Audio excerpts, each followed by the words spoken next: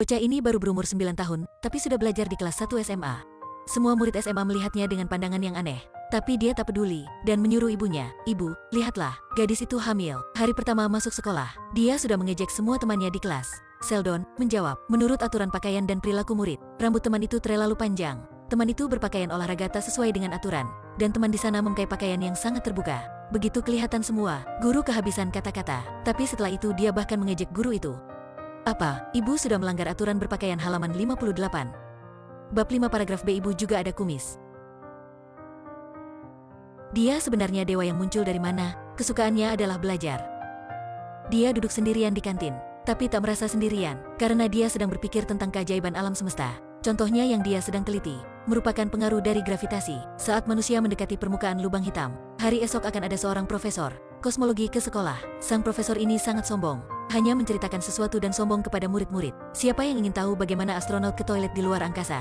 Itu sebenarnya, ketika roket meluncur ke luar angkasa, semua astronot akan memakai popok. Karenanya untuk menjelajahi alam semesta, setiap peluncuran roket itu menghabiskan banyak uang. Sheldon segera mengangkat tangannya, dan mengatakan, "Jika Bapak ingin menghemat uang, kenapa tak mengembalikan roket pendorongnya, dan biarkan mereka mendarat di laut?" Ide yang sangat menarik, tapi menurut fisika itu tak mungkin. Kenapa tak mungkin? Hal ini susah untuk jelaskan. Itu terkait dengan banyaknya perhitungan yang rumit. Mungkin saya bisa membantu Bapak untuk menghitungnya. Menghadapi pertanyaan yang susah seperti itu, sang profesor hanya tersenyum untuk melewati pertanyaan itu, lalu memberi Sheldon sebuah stiker alam semesta, dan mentertawakannya. Tindakan ini membuat bocah ini marah. Dia juga harus membuat sang profesor malu. Saat makan, ibu melihatnya tak fokus, dan bertanya, "Kamu baik-baik saja?" "Baik, aku hanya sedang berpikir." "Memikirkan apa, sayang?" "Ketinggian dan lebar yang paling tepat untuk roket yang dapat digunakan kembali."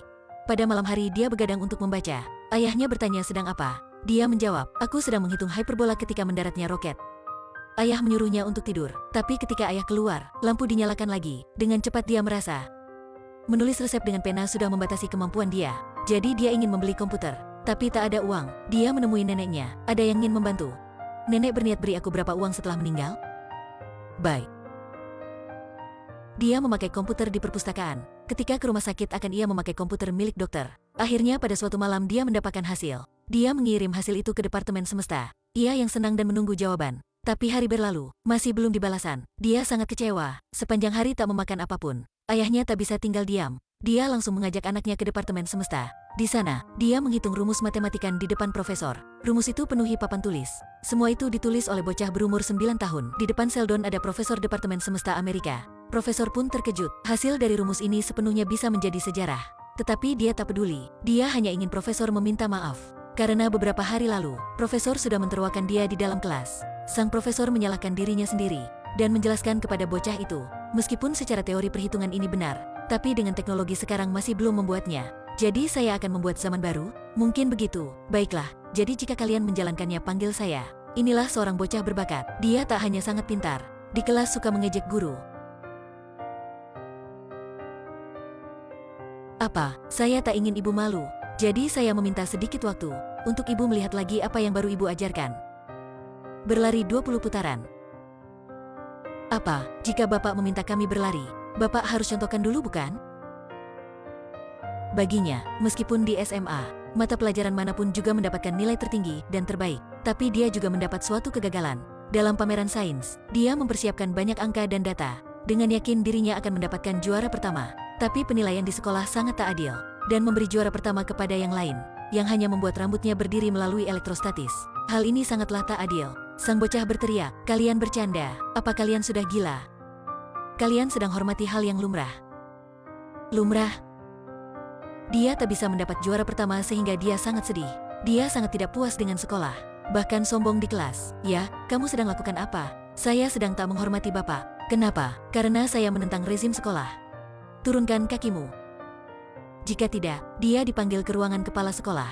Tapi dia masih tak menyetujuinya. Mengunci kepala sekolah dan sekretarisnya di dalam ruangan. Sekolah kehabisan cara untuknya, memintanya untuk ke universitas untuk dengarkan pembelajaran. Dia sangat senang ketika jenius kecil ini baru masuk universitas. Sudah mendapatkan banyak mata julid dari mahasiswa. Tapi, sebelum kelas dimulai, dia sudah tidak fokus. "Kamu dengar tidak? Saya sudah mempelajari ini." "Sudah belajar?" Tapi mereka belum paham. Bapak terus saja. Setelah itu untuk kedua kalinya, dia bertemu dengan saingan pertamanya. "Halo, kamu siapa?" Saya Paige, kamu terlihat sangat muda, merupakan mahasiswa yang mengajak kamu untuk bersama, bukan? Setelah dengar Profesor tentang studi dinamika kuantum suhu tinggi, saya diundang mengikuti kelas ini. Kamu tahu Profesor, adakah cara untuk menggunakan perkalian matriks untuk membuat gluon 8 warna? Saya tak tahu. Jadi, Anda tahu cara menghitung aturan analisis Leibniz? Tak tahu. Jadi kamu tahu apa? Dua anak berumur 10 tahun sedang membahas tentang pengetahuan untuk kelas berikutnya.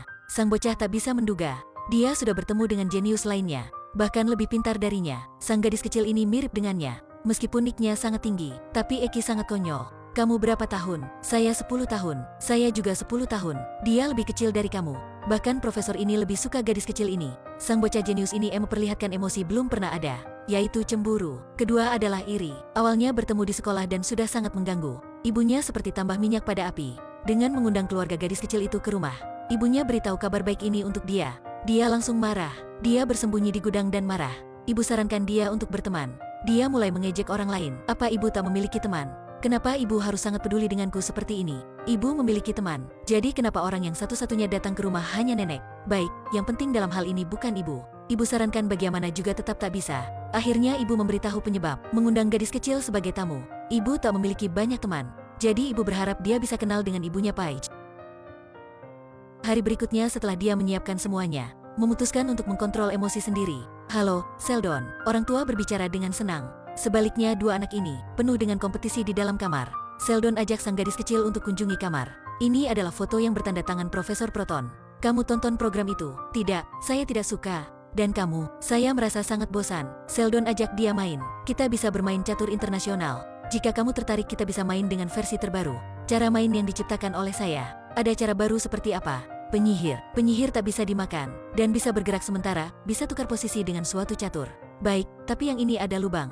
Lubang apa? Adalah ketika pemain dalam posisi sekakmat, bisa tukar posisi raja dengan penyihir. Gamenya selamanya tak akan selesai. Dirinya baru sebagai ahli dalam mengejek. Hari ini dia 2 kali diejek di lokalitas sendiri. Dia putuskan harus menang dari sang gadis dengan catur. Mereka baik bermain sambil berbicara. Tak lama, emosi sang gadis menjadi sedih. Kamu pernah berharap bisa mirip dengan orang lain?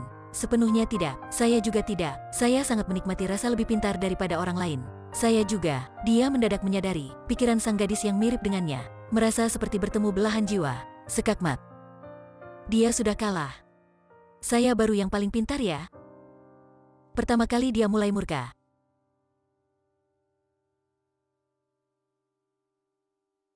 Kali kedua bertemu, dia tak peduli dengan sang gadis. Kali ini, sang gadis menunjukkan kecerdasannya lagi. Kamu ingin memberitahu kepada semuanya.